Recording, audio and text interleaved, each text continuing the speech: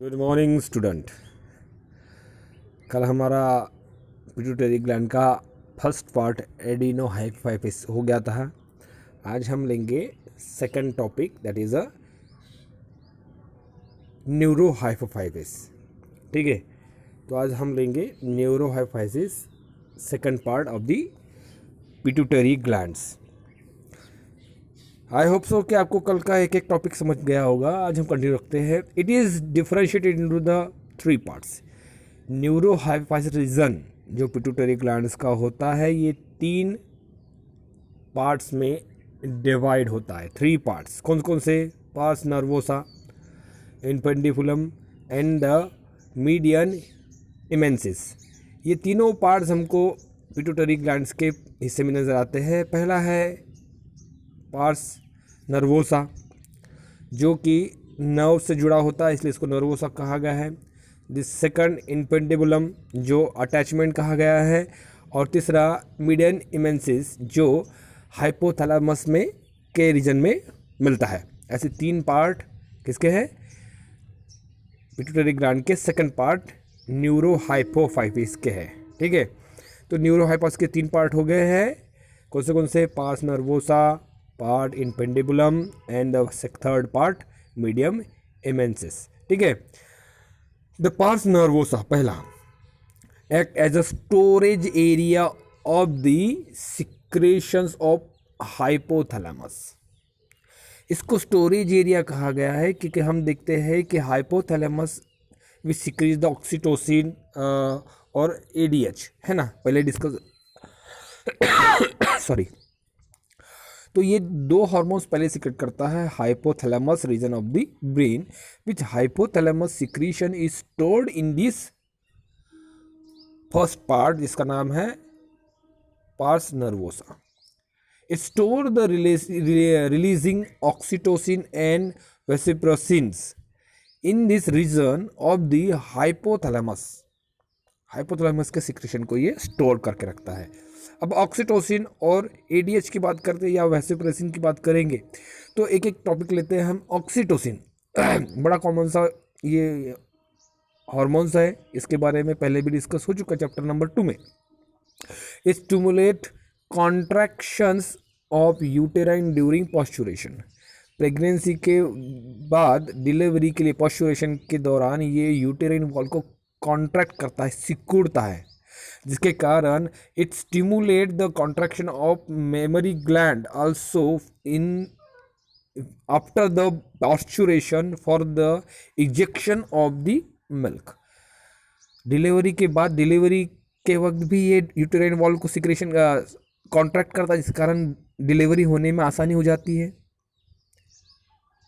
Second बात, उसके तुरंत बाद में ऑक्सीटोसिन हेल्प करता है कि मेमोरी ग्लैंड के ग्लैंड्स को भी कॉन्ट्रैक्ट करने का, जिसके कारण अपने आप कभी कभी किसी किसी फीमेल्स में मिल्क इजैकुलेशन शुरू हो जाता है, मतलब माँ को दूध निकलना शुरू हो जाता है, जिसके कारण जो न्यू बॉर्न है, जो डिलीवर हो चुका है, उसको दूध माँ से प्राप्त हो जाता है, मिल जाता है। So it become a healthy. उसके कारण वो जो कोलेस्ट्रम होता है पहला स्टार्टिंग का, उससे बच्चों को काफ़ी एनर्जी और प्रोटीन और प्रोटेक्शन भी मिलता है। तो ये ऑक्सीटोसिन का हेल्प होता है और इसके कारण ये डिलीवरी और मिल्क इंजेक्शन में हेल्प करता है। इसीलिए उसको also called the birth hormone और milk ejecting hormones. Birth hormone भी कहा जाता है और मिल्क इजेक्टिंग हार्मोन्स भी कहा जाता है। ये हो गया पहला, ऑक्सीटोसिन। देख सेकंड, एंटी ड्यूरेटिक हार्मोन्स या वेसोप्रेसिन, सेकंड हार्मोन जो हाइपोथैलेमस का सिक्रेशन है, वो देखते हैं। It stimulate reabsorption of water. Absorption और रीअब्जॉर्प्शन दो वर्ड होते हैं। एब्जॉर्प्शन मतलब डायरेक्ट वाटर यूज करना, और रीअब्जॉर्प्शन मतलब सिक्रेटेड वाटर को या फिल्टर्ड वाटर को फिर से एब्जॉर्ब कर लेना। फिल्टर्ड वाटर को फिर से एब्जॉर्ब करना, उसको रीअब्जॉर्प्शन करते हैं। कहाँ होगा?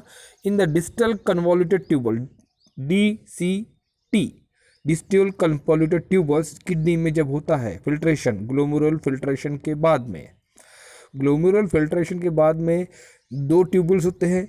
एक तो होता है कन्वोल्यूटेड ट्यूबल्स और दूसरा होता है distal convoluted tubules. Distal convoluted tubules के दौरान जब किडनी में ब्लड फिल्टर होता है, उस दौरान जो एक्सेस वाटर जो ब्लड से निकाला जाता है, उसी दौरान डीसीटी में और पीसीटी, दो होगा, पीसीटी और डीसीटी। डीसीटी में मतलब डिस्टल कन्वोल्यूटेड ट्यूबुल्स में जो एक्स्ट्रा वाटर फिल्टर जो हुआ है उसको रीएब्जॉर्ब किया जाता है, reabsorb. That's why it collect the also it found present in the uriniferous tubules of the kidney, uriniferous tubules, और उसके पहले डिस्टल कन्वोल्यूटेड ट्यूबुल्स में भी ये वाटर एडीएच के थ्रू या वैसोप्रेसिन के थ्रू एब्जॉर्ब करता है। उसके कारण बॉडी से यूरिन के थ्रू वाटर लॉस नहीं होता है, और उसके कारण जब बॉडी में वाटर की कमी होगी, जैसे हम देखते हैं कि धूप काल में बहुत पेशाब नहीं लगती है, लेकिन ठंडियों में ज़्यादा पेशाब लगती है, क्योंकि पानी पीते रहते हैं और पानी भाप बन के गर्मी के थ्रू उड़ता नहीं है, निकलता नहीं है, और गर्मी में ज़्यादा पसीना निकलता है, उसके कारण वैसे भी बॉडी से वाटर लॉस हो जाता है। तो ऐसे वक्त बॉडी क्या करती है, यूरिन का फॉर्मेशन कम कर देती है, क्योंकि उस वक्त यूरिन जो बनता है उससे वाटर डीसीटी से एब्जॉर्ब कर लेता है। उसके कारण बॉडी में, ह्यूमन बॉडी में वाटर लेवल मेंटेन करने का काम किया जाता है। इसीलिए it decrease the loss of water during the urine formation, and the quantity of urine become decreases. If increase blood pressure, it increase blood pressure by causing vasoconstriction. ये क्या करेगा, ब्लड से पानी न निकले या पानी लॉस ना हो, या साथ ही साथ ब्लड प्रेशर भी मेंटेन रहे, इसीलिए भी ये काम करता है। कौन, सॉरी, एडीएच या वैसोप्रेसिन। ये क्या काम कर रहा है, पहला डीसीटी से वाटर एब्जॉर्ब कर रहा है, दूसरी बार ये यूरिनिफेरस ट्यूबुल से भी वाटर एब्जॉर्ब करता है ताकि यूरिन में वाटर लॉस ना हो। साथ ही साथ ये ब्लड प्रेशर को इंक्रीज करता है for causing vasoconstriction, as well as ADH reduce the water reabsorption and increase urine output. Sorry, ये अगर ADH का या वैसोप्रेसिन का हार्मोन्स का सिक्रीशन अगर कम हो जाए, इसको डिफिशियंसी कहा गया है, तो क्या होगा कि पेशाब ज़्यादा बनेगी, बार बार पेशाब आएगी। Means it reabsorb decrease the water, water का रीअब्जॉर्प्शन डिक्रीज हो जाएगा, उसके कारण यूरिन फॉर्मेशन ज़्यादा होगा और बार बार यूरिन निकलेगी, मतलब बार बार पेशाब को जाना पड़ेगा, यूरिन को जाना पड़ेगा, और उसके कारण क्या होगा कि पानी निकलेगा स्टूडेंट, तो आपको जो पेशेंट है या उसको हम कहेंगे कि पानी निकलते जा रहा है यूरिन के थ्रू, तो उसके बॉडी में ऑटोमेटिकली वाटर का लेवल कम हो जाएगा। अब वाटर का लेवल कम हो जाए तो क्या होगा, पानी पीना पड़ेगा बहुत सारा, है ना। That's why this condition call the diabetes insipidus, diabetes insipidus कहा जाएगा, क्योंकि उस वक्त वाटर निकलेगा लेकिन उसमें ग्लूकोज नहीं होगा। स्टूडेंट देखा, no glucose is lost in the urine. Diabetes mellitus नहीं, शुगर की बीमारी नहीं, क्योंकि शुगर की बीमारी में पेशाब में भी बहुत सारा शुगर निकलती है, लेकिन इसमें यूरिन बहुत बन रहा है लेकिन उसमें शुगर नहीं होता है, सिर्फ वाटर का क्वांटिटी ज़्यादा होती है, तो उसको डायबिटीज़ इंसिपिडिस कहा जाता है। अब इसमें ज़्यादा पानी निकलेगा तो क्या होगा, excessive मैक्चुरेशन cause the excessive thrust. ज़्यादा पानी निकलेगा तो पानी की प्यास भी बहुत लगेगी, एक्सेसिव थर्स्ट लगेगा और उसको बहुत सारा पानी पीना पड़ेगा, क्योंकि एक्सेसिव लॉस हो रहा है वाटर का। इसलिए this condition called the polydipsia, sorry, उस कंडीशन को जिसमें पानी बहुत ज़्यादा मात्रा में पीना पड़ेगा और यूरिन जो बहुत ज़्यादा मात्रा में फॉर्म होगी। तो इसका ये क्यों हो रहा है? ड्यू टू डिफिशियंसी ऑफ और लेस या एबनॉर्मल सिक्रीशन ऑफ एडीएच या वेसोप्रेशन के कारण होगा। ठीक है, तो यहाँ पे देखेंगे आप, ये शॉर्ट एक चार्ट है एडिनोहाइपोफाइसिस का। अगर हम दो भागों में इसको बांट दे, डिवाइड कर दे, तो इस तरह से these are the adenohypophysis and these are the neurohypophysis. ठीक है, रीजन। तो ये क्या करता है? ओवरी को फॉर्म करने में, टेस्टिस को सिक्रेशन करने में, या उसके प्रोडक्ट उसके हम कहेंगे उसके फंक्शन को अच्छी तरीके से काम करने में हेल्प करेगा। दूसरा, टिश्यू और हड्डियाँ मजबूत करता है। तीसरा, मेमोरी ग्लैंड से सिक्रेशन करेगा। एड्रेनल कॉर्टेक्स का सिक्रेशन करेगा, और साथ में था थायराइड को भी हेल्प करेगा थायराइड सिक्रेशन करने का, थायरॉक्सिन को। ठीक है, तो न्यूरोहाइपोफाइसिस क्या करेगा? एक तो ये है ब्लड ऑक्सीटोसिन के थ्रू, ब्लड कह दिया मैंने, मिल्क सिक्रेशन करेगा। स्टम ये स्मूथ मसल जो होती है यूरिनरी वॉल की, या हम कहेंगे ओवरी की, उसको कॉन्ट्रैक्ट करके बर्थ के लिए हेल्प करेगा। और तीसरा बोला है एडीएच किडनी के से वाटर का रीअब्जॉर्प्शन करने में भी हेल्प करेगा, और ब्लड वेसल्स के अंदर में ब्लड प्रेशर मेंटेन को भी हेल्प करेगा। ठीक है, तो ये हो गया एडिनोहाइपोफाइसिस और ये हो गया न्यूरोहाइपोफाइसिस के सारे फंक्शन। ठीक है, अब यहाँ पर दिया है एक पार्ट्स इंटरमीडिया। ठीक है, it is the poorly develop in human beings which secrete melanocytes, which secrete the melanocyte stimulating hormones MSH, जो हार्मोन जो कहा गया, in some lower vertebrates.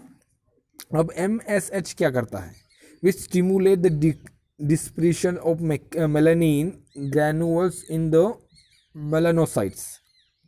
melanocytes में मेलानिन का सिक्रेशन क्या है? डिस्पर्सन मतलब फैलाएगा। And responsible for skin pigmentation, इसके कारण स्किन पिगमेंटेशन बहुत कॉमन होता है। मतलब अलग अलग ऑर्गेनिज्म में स्किन पिगमेंटेशन अलग अलग होता है। इसीलिए तो अगर हम देखें कि सारे एनिमल्स में जो ह्यूमंस होता है, ये कम बोला गया ना, क्या बोला है? लेस डेवलप, ये this are the less develop, है ना, पोअरली डेवलप कहा गया वर्ड। इसीलिए तो ये ह्यूमंस आर क्वाइटली फेयर, उसमें स्किन टोन ज़्यादा अच्छा होता है क्योंकि मेलानिन का सिक्रेशन कम होता है, इसलिए इंसान कम अनफेयर होता है। मतलब हम कहेंगे गोरा भी नहीं और एकदम काला भी नहीं है। काले होते हैं अलग अलग, हम देख चुके हैं चैप्टर नंबर 1 में, तो ये अलग अलग होगा। लेकिन ये बात होता है कि these are total depend on the environmental condition, जहाँ जैसे एनवायरमेंटल होगा उसके हिसाब से ये काम करता है। दीज आर द, आपको ये करना है, state the property of hormones क्या है, explain the mode of action of hormones, steroid hormones, and description of neuroglial regulating pituitary gland and thyroid glands. Adenohypophysis का हाँ बराबर, एडिनोहाइपोफाइसिस का give the names and function of hormones secreted by the adenohypophysis, आपने ले लिए हैं। This are the second hormones glands, that is a pituitary glands. अब आते हैं हम पिनियल ग्लैंड में। द पिनियल ग्लैंड होता क्या है समझ लो पहले, मैं थोड़ा डायग्राम ऊपर कर लेता हूँ। ये हमारा ब्रेन का स्ट्रक्चर है। ओके, अब ब्रेन के स्ट्रक्चर में अगर हम देखें, अगर तो आप देखते हैं कि पिनियल ग्लैंड जो होता है वो ब्रेन के यहाँ पर देखेंगे आप, ये फोर ब्रेन है ना, और ये इतना वाला हाइंड ब्रेन, और ये रहा मिड ब्रेन। ठीक है, अब मिड ब्रेन के जस्ट हाइपोथैलेमस के ऊपर या साइड में ये हो गया हाइपोथैलेमस, है ना, ये वाला हिस्सा हाइपोथैलेमस अभी भी हमने पढ़े हैं। उसके जस्ट पीछे बैकवर्डली पीछे की ओर ये जो ब्लू डॉट दिख रहा है स्टूडेंट आपको, मैं इसको हटा देता सारा, ये जो आपको ब्लू डॉट दिख रहा है, these are the pineal gland. These are the pineal gland. देखेंगे आप, इसको बड़ा किया गया और ये जो पोर्शन दिख रहा है छोटा सा, these are the pineal gland. ये पीनियल ग्लैंड है जो ब्रेन के अंदर में होता है। अब इसके बारे में डिस्कस करेंगे, ज़्यादा बड़ा नहीं है, छोटा ही है, इसको डिस्कस करेंगे, ठीक है। तो पीनियल ग्लैंड, ये पीनियल ग्लैंड है क्या? It is a small gland depression.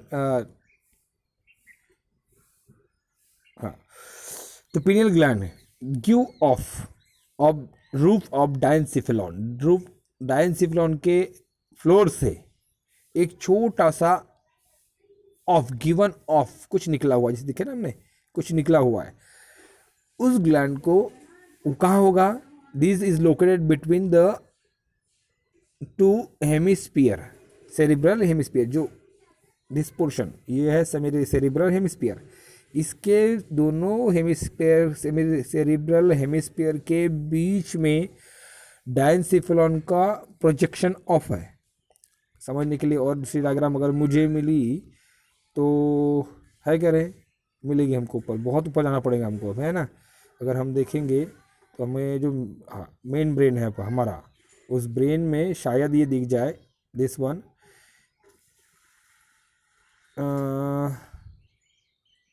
ये रही पीनियल ग्लैंड, ठीक है। This one is the pineal gland.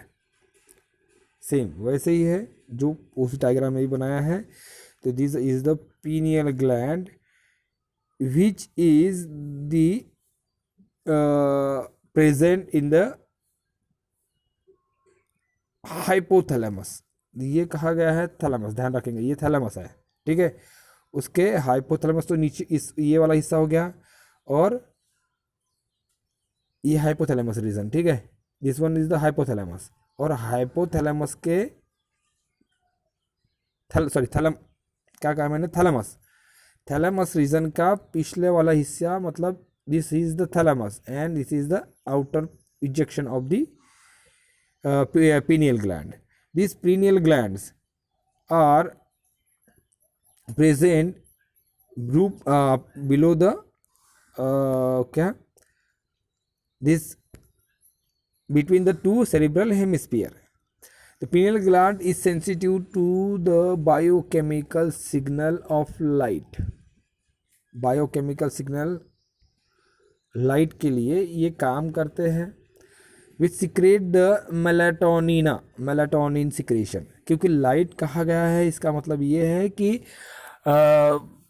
धूप कितनी होती है क्षेत्र में, जहाँ कभी धूप नहीं निकलती है, और कहीं इतनी ज़्यादा धूप होती है जिसे हम जानते हैं रेगिस्तान, सहारा या अफ्रीका में नाम सुने हैं आपने। तो ऐसे जगह पर धूप का क्वांटिटी जो है, इंटेंसिटी ज़्यादा होती है। और कहीं कहीं जैसे जाते हैं इंग्लैंड में देखे या अंटार्कटिक में देखे, तो वहाँ पर धूप नहीं निकलती है। तो it is total depend on the signals of light which secrete hormone melatonin. नाम सुना होगा melanin, melatonin also known as the sleep hormones. ये साथ ही साथ स्लीप हार्मोन भी कहलाता है। मेलानिन के बाद में ये मेलाटोनिन है जो स्लीप हार्मोन्स कहलाता है। इंटेंसिटी ऑफ लाइट, और या हम कहेंगे या ड्यूरेशन ऑफ लाइट कितने होता है, उसके हिसाब से ये हमारे बायोलॉजिकल क्लॉक, जिसको हम कहते हैं, यहाँ वर्ड उसका हाँ ये रहा बायोलॉजिकल क्लॉक, कि हम 24 घंटे में सोते हैं और जागते हैं। हमको ये पता है कि जैसे रात अंधेरा हो गया है तो हमको अपने आप नींद आना शुरू हो जाती है, और जैसे ही सुबह धूप निकल आती है हम अपने आप जग जाते हैं, है ना।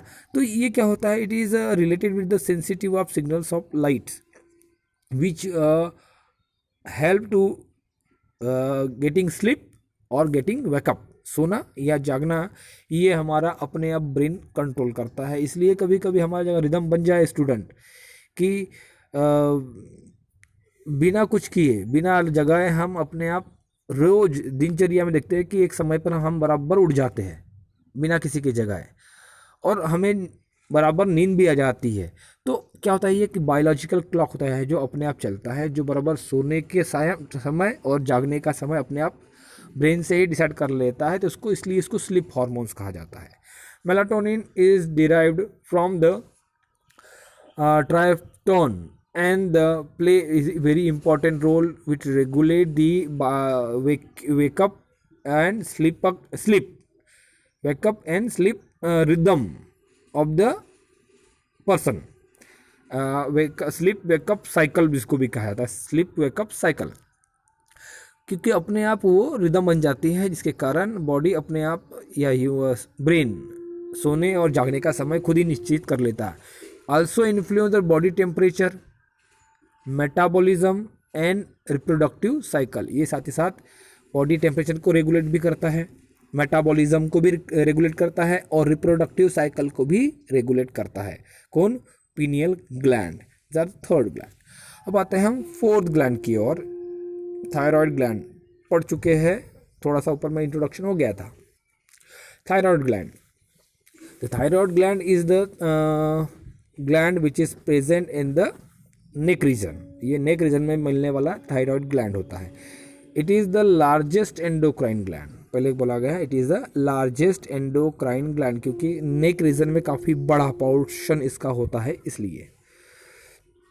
इट इज़ बाइलोब्ड ग्लैंड, इसका बाइलोब स्ट्रक्चर होगा, बाय मतलब दो, मतलब ये दिखता कैसा है, इस this are look like a H shape, bilobe, दो लोब, एक और ये दूसरा, इसलिए इसको बाइलोब कहा गया है।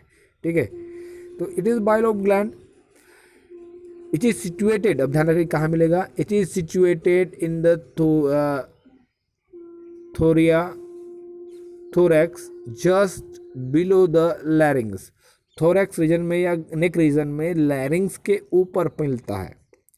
It is richly supplied with the blood vessels, इसमें बहुत ज़्यादा ब्लड वेसल का सप्लाई होता है, क्योंकि ये हार्मोन्स ब्लड से सिक्रेशन अपना असर करता है, इसलिए इसमें बहुत ज़्यादा ब्लड सिक्रेशन या वेसल्स होती है। दोनों लोब थायराइड ग्लैंड के is connected with the non secretory band called the isthmus, दोनों लोब नॉन सिक्रेटरी बैंड मतलब हिस्सा, जैसे भी मैंने अभी बनाया था डायग्राम, छोटा सी डायग्राम बनाते फिर से भी इसको कहेंगे इस तरह से। तो ये जो पहला और दूसरा बताया, इसके बीच में जो दिस वन पोर्शन रहेगा वो इस्थेमस कहलाता है, क्योंकि ये नॉन सिक्रेटरी पार्ट होता है। थायराइड लोब आर मतलब ये वाली लोब और ये वाली भी lobe, lobe composed of rounded follicles, rounded follicle आएंगे बाद में डायग्राम और है नीचे में, follicles help together to infundibular form connecting tissue called the stroma. The stroma contain blood capillaries and small group of parafollicle cell और C cell और clear cell, इसको अलग अलग नाम दिया गया है। कौन से? छोटे छोटे ब्लड कैपिलरी से और छोटी छोटी सेल्स होंगी स्ट्रोमा के अंदर, जिसको पैराफॉलिकुलर सेल या सी सेल या क्लियर सेल कहा गया है। दिस थायराइड की follicle cell are composed of cuboidal epithelium, cube मतलब चौकोन सेल है ना, क्यूबिडल इपीथेलियम सेल से बना हुआ है, resting at the basement membrane filled with the gelatinous colloid cells. मतलब अच्छा डायग्राम की ओर आते हैं, बेटर रहेगा। ये रहा वो लैरिंग्स के जस्ट ऊपर नीचे और फेरिंग्स के जस्ट ऊपर में एच शेप की structure, this one is the ये एच शेप का स्ट्रक्चर का thyroid gland. Left thyroid right thyroid दो लोब है। अब ये बनी है कैसे? सेल से, क्यूबोडल सेल से, जो एपिथेलियल सेल बनी हुई है, जिसका है थायराइड फॉलिकल्स। ये जो सेल दिख रहे हैं cuboidal, this one, this cells, each cell thyroid follicles, blood capillary काफ़ी मात्रा में उनके सेल्स के बीच में रहेगी, दिख रही है आपको।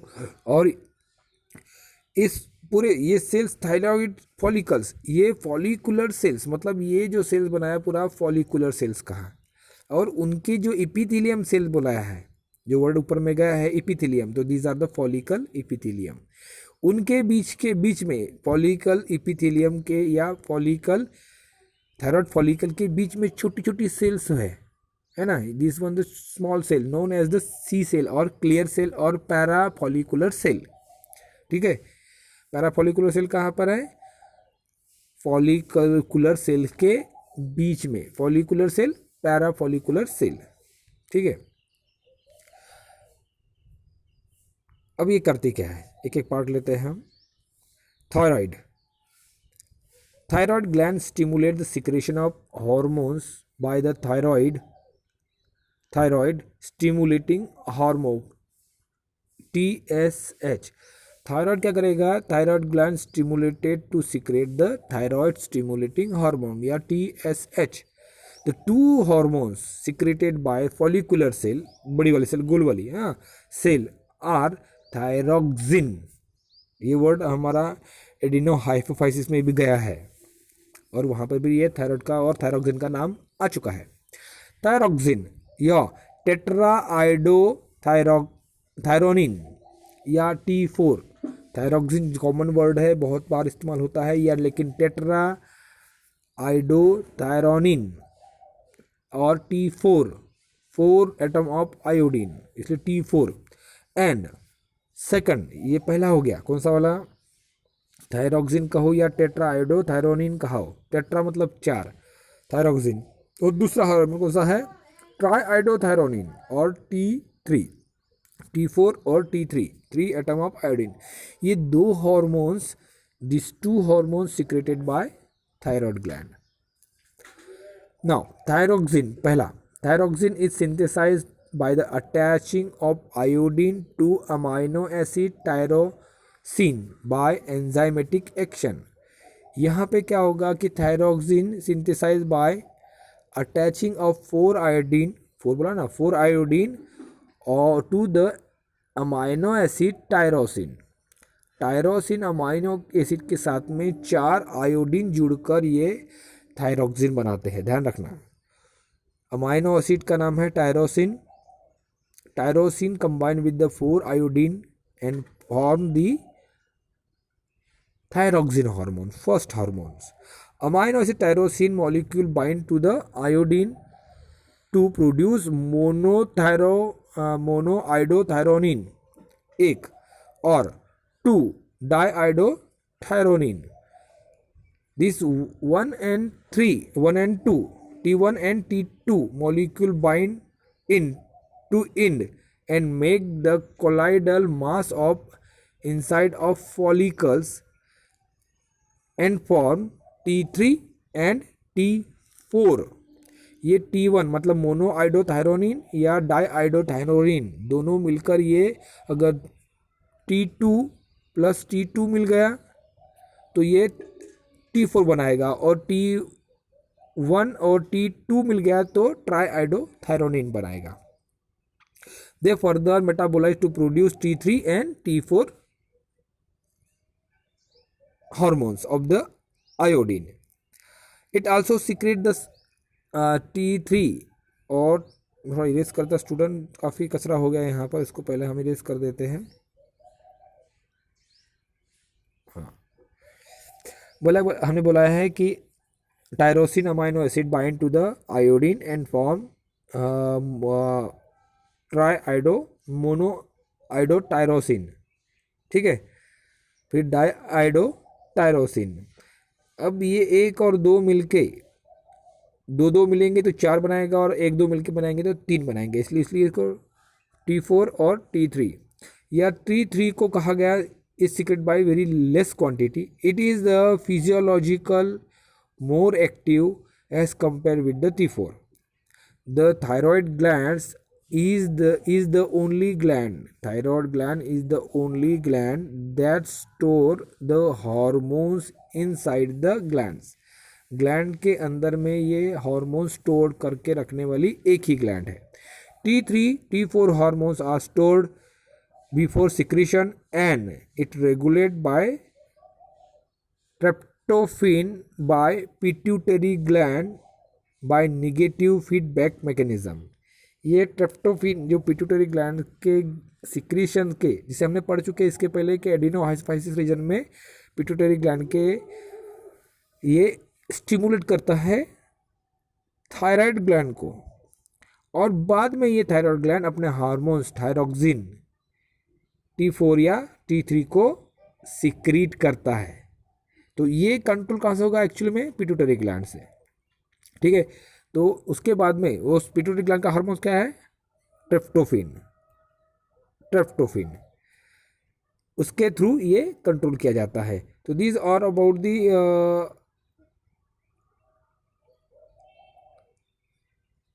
thyroid hormones. Now thyroxine regulate the blood metabolism. इसको हम ले लेते हैं. Thyroxine regulate the basal metabolism of the body. It regulate the mechanism of the stimulating protein synthesis and promote growth. Actually ये जनरली ग्रोथ के लिए ज़्यादा regulate जाना जाता है, क्योंकि हम जानते हैं कि अगर आयोडीन ना हो तो बॉडी डेवलपमेंट ढंग से नहीं होता है. साथ ही साथ जो कैल्शियम है उसके लिए भी इसकी आवश्यकता पड़ती है. इसलिए ये बहुत इम्पोर्टेंट हार्मोन्स भी होता है. इसीलिए तो नमक में आयोडीन होना ज़रूरी है, और ये नमक से एक्स्ट्रा आयोडीन सप्लाई किया जाता है. जो ब्रांडेड नमक होते हैं उनका स्टैंडर्ड नमक में उसका क्वांटिटी में उसका आयोडीन का सप्लाई किया जाता है, ताकि बॉडी में आयोडीन की कमी कभी ना हो. तो इस stimulate the protein synthesis, also promote the growth of the body and tissue. It help with thermo regulations by increasing heat production. साथ ही साथ बॉडी के टेम्परेचर को मेंटेन करने के लिए भी हेल्प करता है. It regulate the thermo regulatory hormones भी कहा गया है इसको. It increase the action of neuro transmitter adrenaline and non-adrenaline it increase the action of adrenaline and non-adrenaline hormone which is produced by the brain. It also supply the process of the RBC production. Bones के बीच में, bone marrow के बीच में RBC production में भी ये help करेगा. And maintenance the water and electrolytes balance in the blood. साथ ही साथ ब्लड में वाटर और इलेक्ट्रोलाइट्स मतलब सारे एलिमेंट, सोडियम, क्लोरीन, पोटेशियम, इनकी जो क्वांटिटी होती है, इलेक्ट्रोलाइट जिसको कहते हैं, साल्ट, इनका बैलेंस करने में भी ये हेल्प करता है. It also regulate reproductive cycle in female में रिप्रोडक्टिव साइकिल या मेंस्ट्रुअल साइकिल जिसको MC कहते हैं शॉर्ट में, इसको रेगुलेट करने में भी ये हेल्प करता है. पैराफॉलिकुलर सेल, सी सेल या clear cell produce calcitonin hormones. ये का कौन सा हो गया?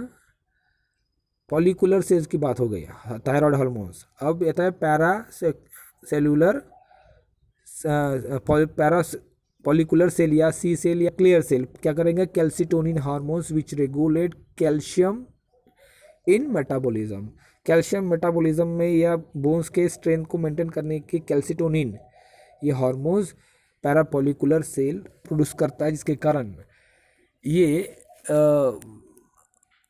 बोन स्ट्रेंथ या कैल्शियम की रेगुलेशन के थ्रू बोन के बोन्स के स्ट्रेंथ को मेंटेन करता है. This all about the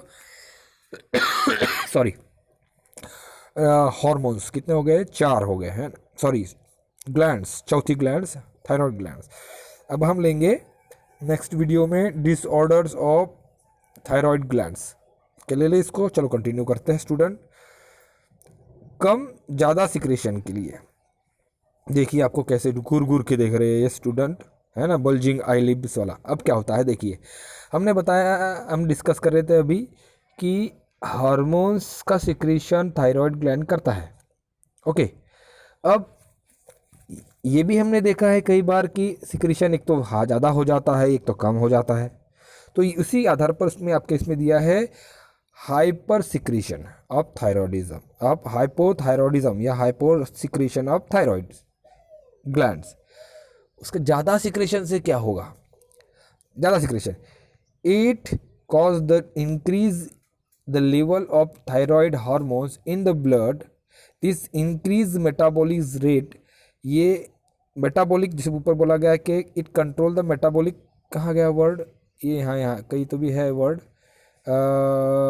reproductive maintenance, यहाँ वर्ड कहीं ना कहीं गया. हाँ, इट रेगुलेट द मेटाबॉलिज्म. देखेंगे आप, रेगुलेट द मेटाबॉलिज्म, है ना. तो it regulate the metabolism, increase sensitivity, sweating. अगर ज़्यादा होगा तो क्या होगा कि मेटाबॉलिक एक्टिविटी बढ़ जाएगी, सेंसिटिविटी हर चीज़ के लिए बढ़ जाएगी, पसीना आना शुरू हो जाएगा, फ्लशिंग शुरू हो जाएगी, रैपिड रेस्पायरेशन शुरू हो जाएगा, बल्जिंग ऑफ आईलिड जो ये दिख रही है दो बड़े बड़े हो जाएगी, and effect the various physiological activity. अगर ज़्यादा सिक्रेशन हो गया तो इतने सारे बॉडी में इफेक्ट होना शुरू हो जाएगा, मतलब मेटाबॉलिज्म रेट बढ़ जाएगा, सेंसिटिविटी बढ़ जाएगी, स्वीटनिंग बढ़ जाएंगी, फ्लैशिंग बढ़ जाएंगी, रैपिड रेस्पायरेशन हो जाएगा, आँखें की पुतलियाँ बड़ी बड़ी हो जाएगी और फिजियोलॉजिकल इफेक्टिव बढ़ जाएगा। ग्रेव्स डिसीज जिसको कहते हैं वो हाइपर सिक्रेशन से हो जाता है। It is found in adult it is characterized by the production of eyeballs producing eyeballs, increase BMR basic metabolism rate, BMR basic metabolism rate, weight loss होना शुरू हो जाएगा क्योंकि उसका BMR बढ़ जाएगा, और प्रोडक्शन ऑफ eyeballs बड़ी बड़ी आंखें दिखाई देने लगेगी। Increase BMR produce a range of effect of like increase the heartbeat, increase blood pressure, high body temperature, nervousness, irritability, turgor, finger and bulging eyeballs।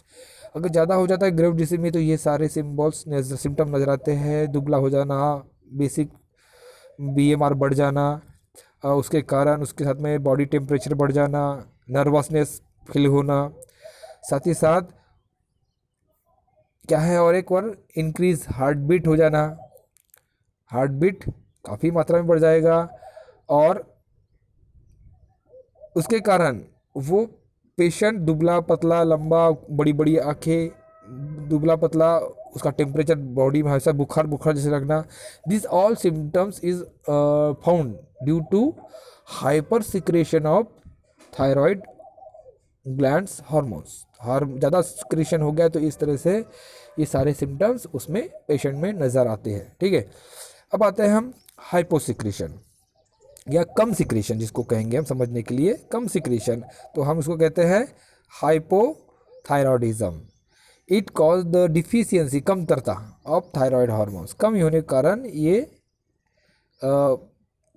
Symptoms नज़र आते हैं। थायराइड ग्लैंड्स हैं, अब उसके सिम्टम्स कौन से दिया है? क्रिटेनिज्म पहला, इसके कारण क्या होगा? रिड्यूस द BMR उसमें इंक्रीज हुआ था, इसमें डिक्रीज हुआ है। रिड्यूस BMR, लो ऑक्सीडेशन, कम से कम उसका रेस्पिरेशन हो जाएगा या मेटाबॉलिज्म रेट कम हो जाए। They are short stunted because skeleton fail to grow. अब कम सिक्रेशन होने के कारण क्या होगा कि बॉडी पोस्चर बड़ा नहीं हो पाएगा, बौने रह जाएंगे। हमने डिस्कस कर चुके हैं उस वक्त, कहाँ पर? एडिनो हाइपोफाइसिस के पोर्शन में। स्टंटेड ग्रोथ हो जाएगी, बौने हो जाएगा। They are mainly retard, mentally retard हो जाएंगे। अगर ये हाइपोसिक्रेशन अगर माँ गर्भवती है फीमेल और उसके खाने में अगर आयोडीन ना हो तो ये सिम्टम्स, मतलब बच्चा मेंटली रिटार्ड होगा, उसका डेवलपमेंट, बॉडी डेवलपमेंट अच्छा नहीं होगा। They show dry skin, thick tongue, उसकी ज़ुबान मोटी रहेगी इसलिए वो ज़्यादा अच्छी तरह से बोल भी नहीं पाएंगे। या prolonged mental jaundice, lethargy and constipation is occur. इससे बहुत सारे फिजियोलॉजिकल या रेस्पिरेटरी या हम कहेंगे मेटाबॉलिज्म डिसऑर्डर उसमें पाए जाएंगे और जेनेटिक डिसऑर्डर की तरह मेंटल रिटार्ड हो जाएगा और ये बौना रह जाएगा, ढंग से बोल भी नहीं पाएंगे। This can be treated by early, अगर पता चलने के तुरंत बाद में अगर इसका उपाय कर दिया जाए with the administration of thyroid hormones, the certain show stem physiological go delayed and puberty and mental retardation become recovered. अगर बच्चे का ये पहले ही दौर पर, डेवलपमेंट स्टेज पर ही अगर ये पता चल दिया जाए तो उसका ट्रीटमेंट करके इस सारी चीज़ों से बचा दिया जा सकता है। ये हो गया क्रिटिनिज्म। अब आते हैं myxoedema. It is the deficiency of once again thyroid hormones in adult. वो न्यू बॉर्न में था या नए में था, अब एडल्ट में क्या होगा? It is characterized by the peculiar thickening and puffness of skin. Skin काफ़ी थिक होने लगती है और इसकी फोल्डिंग ज़्यादा नज़र आती है। And subcutaneous tissue particularly the face and extremities, चेहरे पर फोल्डेड नज़र आएगा और उसके कारण पेशेंट लैक अलर्टनेस, इंटेलिजेंस। ऐसे पेशेंट में जो होते हैं सेंसिटिविटी बहुत कम पाई जाती है, मतलब ऐसा लगता है कि मतिमंद जैसे है लेकिन है नॉर्मल। उसकी इंटेलिजेंसी कम होने लगती है और अलर्टनेस या सेंसिटिविटी कम हो जाती है। पेशेंट सफ़र लो हार्ट रेट, ऐसे इसमें उनका हार्ट रेट कम हो जाएगा, ब्लड प्रेशर डाउन हो जाएगा और उनका शरीर ठंडा नजर आएगा। Feeling cold, low body temperature and related sexual development, इसके सेक्सुअल डेवलपमेंट भी रिटार्ड हो जाएंगे। इस तरह से उसमें पाया जाता है, ये बड़े लोगों में मिलता है। और एक बड़ा कॉमन सा एग्जांपल है गॉइटर, सिंपल गॉइटर, जिसको हम घींगा कहते हैं। आयोडीन की कमी के कारण गले में आउटग्रोथ हो जाता है, मतलब गला फूल जाता है और उसको कॉमनली वर्ड है घींगा निकलना, इसको गॉइटर कहते हैं। जिसको सिंपल गॉइटर, आयोडीन डिफिशियंसी कारण सिंपल गॉइटर नजर आएगा। Need to synthesis of thyroid hormones, if this deficiency of iodine in the diet, खाने में अगर आयोडीन ना मिला, जैसे नमक युक्त आयोडीन युक्त नमक नहीं खाते हैं, तो ऐसे व्यक्ति में सिंपल गॉइटर हो जाता है। It cause the enlargement of thyroid gland, ये थायराइड ग्लैंड काफ़ी बढ़ जाती है, इसको हम घींगा कहते हैं। Note simple goitre, this disease is common in hilly area where the people do not eat the iodised salt. जो हिली एरिया में आयोडीन युक्त साल्ट नहीं खाते हैं उनमें ये बड़ा कॉमन सा डिसीज़ पाया जाता है। Addition of iodine in the table salt, मतलब खाने में जो साल्ट इस्तेमाल करते हैं उसमें आयोडीन अगर हो तो ये डिसीज़ नहीं होती है। Size of the thyroid gland is increases but the total output of thyroid gland is decrease. Size बढ़ जाएगा लेकिन उसका हार्मोन सिक्रीशन कम हो जाएगा, इसलिए उसको ये अगर खाने में इस्तेमाल करते हैं तो आयोडीन युक्त नमक ही खाए। ऐसा नहीं बोलेंगे हम कि कोई महंगा खाए, ये ज़रूर देख लें कि उसमें आयोडीन है या नहीं, ठीक है। तो आयोडाइज साल्ट खाना ज़रूरी है। Is all about the simple goitre. अब वो पैरा फॉलिकुलर सेल का कैल्सिटोनिन हार्मोन्स, उसका सिक्रेशन देख लेते क्या होगा डिसीज उसमें। It is secreted by the C cell और क्लियर सेल या parafollicular cells. It regulate the calcium and the phosphate in the blood, ये ब्लड के अंदर कैल्शियम और फॉस्फेट लेवल को रेगुलेट करता है। It is under the feedback control of plasma calcium concentration in the plasma is secret when concentration of calcium rises in the blood. Calcium का अगर ज़्यादा लेवल बढ़ गया ब्लड के अंदर में तो ये सीक्रेट करेगा कौन? Calcitonin. It lowers the concentration of calcium and phosphate in the plasma, plasma के अंदर में कैल्शियम या फॉस्फेट का लेवल बढ़ने पर ये सीक्रेट होगा और ये उसके लेवल को मेंटेन करेगा, कैल्शियम और फॉस्फेट के लेवल को। Decrease, they are released from the bones and accelerating the uptake of calcium and phosphate by the bones।